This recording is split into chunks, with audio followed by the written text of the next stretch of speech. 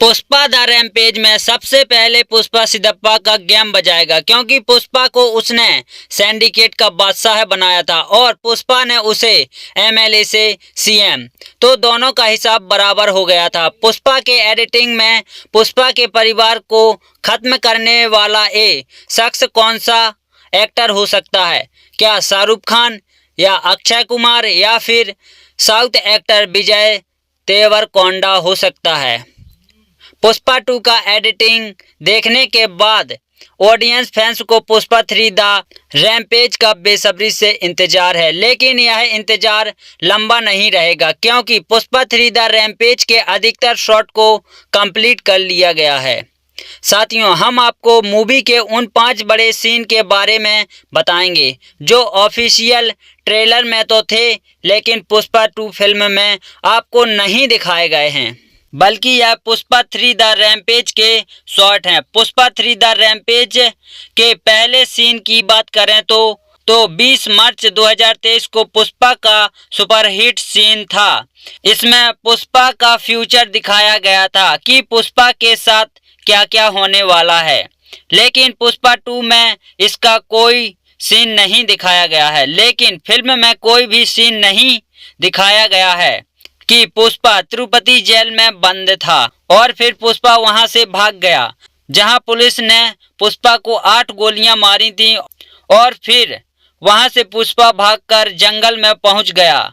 वहां पर शेर भी उसे देखकर पीछे हट गया। इसका मतलब पुष्पा अभी भी जिंदा है। पुष्पा की कहानी जंगल में शुरू हुई और जंगल में ही खत्म होगी।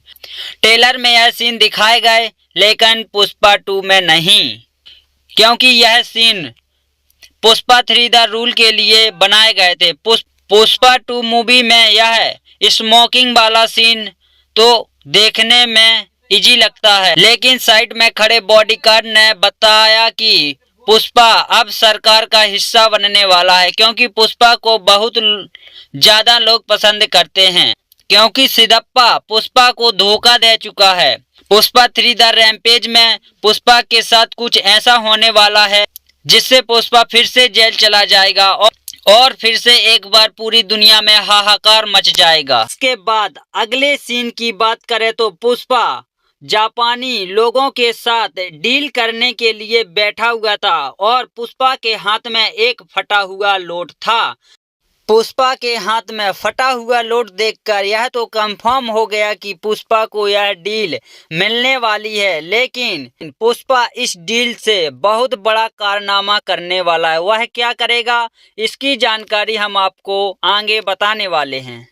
दोस्तों, अगले सीन में हमें शेखावत नदी में नहाता हुआ दिखाई दे रहा है और उसके पास रखे रेडियो में इस प्रकार का गाना बज रहा है, अरे दीवानो मुझे पहचानो। लेकिन इस प्रकार की एंट्री तो हमें पुष्पा 2 में दिखाई ही नहीं दी। यह सीन भी पुष्पा 3 के लिए बनाया गया है, लेकिन वो अलग बात है कि शेखावत पुष्पा 2 में अपनी बेइज्जती को बर्दाश्त नहीं कर सका और उसने नकली चंदन के साथ अपने आप में आगी लगाने का निर्णय ले लिया, लेकिन फिर भी वो वहां से बच गया। लेकिन यह आपको पुष्पा 2 में नहीं दिखाया गया, यह सीन आपको पुष्पा 3 में दिखाया जाएगा।